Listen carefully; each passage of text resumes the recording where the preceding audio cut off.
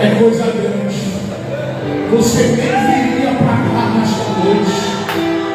Deu tudo errado para você chegar. A cidade já falou, ônibus quebrou lá, ônibus quebrou ali, mas o Espírito Santo de Deus se fez de momento, te trouxe hoje aqui e te disse: hoje você não estava, hoje eu pego você pela sua mão direita e eu vou te usar aqui, eu vou sacudir a tua vida.